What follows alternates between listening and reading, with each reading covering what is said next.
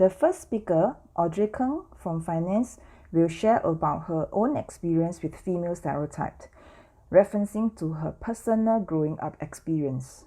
There is a certain unconscious biasness that we do have within us, whether it's in terms of gender, in terms of appearance, ethnic groups, or just similarity. As we sort of talk a lot about being inclusive and embracing diversity, there is definitely this whole element of unconscious biasness and stereotypes within all of us, whether we like it or not. I was in university, I told my mom I want to learn how to drive. And again, the message was, oh, but you're a girl, even if you have a license, I don't think you should be driving when you're so young.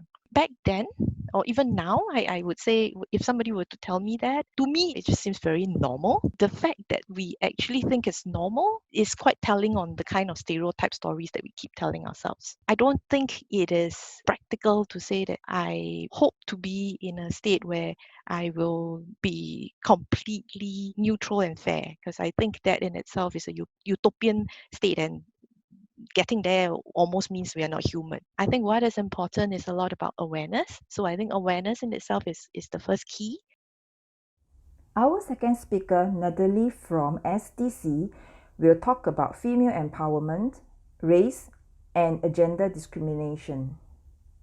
We are so fortunate to live in a country, to belong to a society where we have given a chance to talk about women empowerment, women's rights. But there are countries where women are still fighting for their rights. I recently heard about something called female genital mutilation. On the other side, there are millions of women in the world who are very, very successful in their career and their life. If you go and ask them, they also tell you that they have gone through either race discrimination or gender discrimination, but then they just ignore all the negative things against them. They only focus on their goal or target.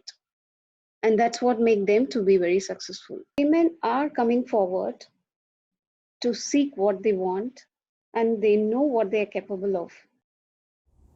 And lastly, we have Barbara Chang from HR. She will speak about the impact of cultural influence on gender and workplace role models.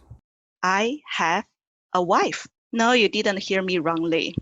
What made my husband a homemaker and is happy and proud of doing so?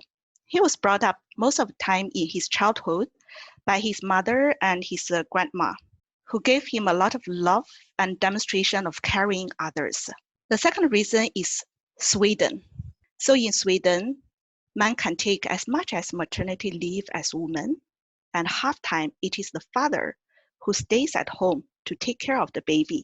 Thanks to the inclusion and diversity culture in Sweden, which proved to my husband that it's possible to do what he's good at and loves to do.